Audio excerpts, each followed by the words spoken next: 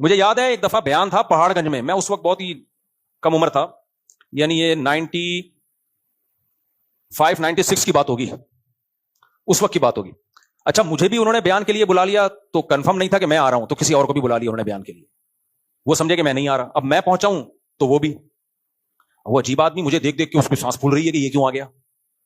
میں حیران ہو رہا ہوں، بھائی تو بیان کر لے، کس نے منع کیا ہے یار؟ دین کی بات ہی کرنی ہے نا. تو انہوں نے نماز روزے کی ترغیب بھی دینی ہے، ایسا تو نہیں کہ ہمارا اختلاف ہو تم گٹکے کے فضائل بیان کرو گے میں نماز کے فضائل بیان کروں گا. تو دیکھ کے نا عجیب سا ہو گیا، ہونک. تو میں نے اس کو کہا، میں نے کہا بھائی آپ ہی کا بیان ہوگا، میرا بیان نہیں ہوگا، آپ ڈرے نہیں. لیکن مجھے افسوس بہت ہوا کہ یہ کیا سیاست ہے بھائی. یہ تو ایک دوسرے کو تو سپورٹ کرنا چاہیے نا. میں تو خوش اس پر ہوا کہ اچھا یار مجھے گلے کو سکون مل گیا، ٹھیک ہے نا. ذمہ داری یہ اٹھا رہے ہیں، ثواب کس کو مل رہا ہے؟ ہمیں مل رہا ہے. تو یہ بڑا مسئلہ ہے آج کل. یہ مسجد کمیٹیوں کو بھی چاہیے اور لوگوں کو بھی یہ اصول بنا لینا چاہیے، جس کو شوق ہو نا گھسنے کا اس کو کک آؤٹ کرو، بولے چلو یہاں سے. ہمارے فرمایا کرتے تھے امام کی سلیکشن کا یہ طریقہ ٹھیک نہیں ہے کہ آپ خود درخواست دیں کہ مجھے یہ امام لگا دو. فرمایا امام کی سلیکشن کا طریقہ یہ بڑے مدارس سے آپ رابطہ کریں، ان سے بولیں ہمیں اس طرح کا امام چاہیے، ہماری یہ ضرورت ہے، آپ کو جو بہتر لگے آپ اس کو بھیجیں، وہ بھیجیں گے پھر. تو یہ اس سے یہ مسجدوں کے قبضے وبضے اور یہ ڈرامے بازیاں جو چل رہی ہیں نہیں ختم ہوں گی.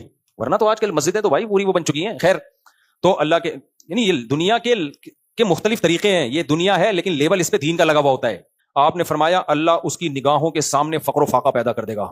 سامنے جیسے کوئی سامنے چڑیل کھڑی بھی ہو، زندگی میں کبھی سکون ملے گا آپ کو؟ یہ نہیں نبی نے فرمایا کہ فقر و فاقہ اس پہ مسلط کر دے گا، نا.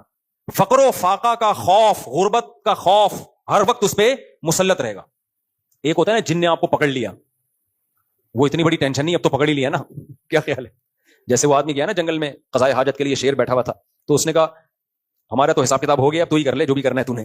اب تو ہو گیا نا، خوف جو تھا وہ اس کا آؤٹ پٹ سامنے آ گیا.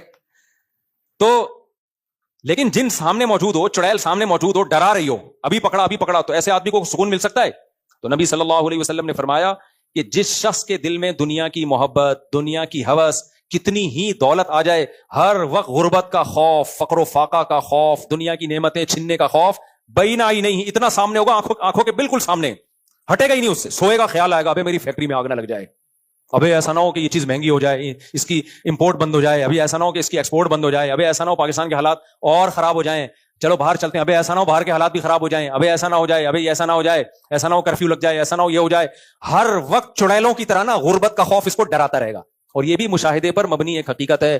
ہم نے بڑے بڑے فیکٹریوں کے مالکان کو اسٹریس اور ڈپریشن میں دیکھا ہے. میں ان سے کہتا ہوں تمہارے پاس تو سب کچھ ہے، کہتے ہیں ہے لیکن شیورٹی نہیں ہے، یقین نہیں ہے کہ رہے گا، کہیں چھن نہ جائے.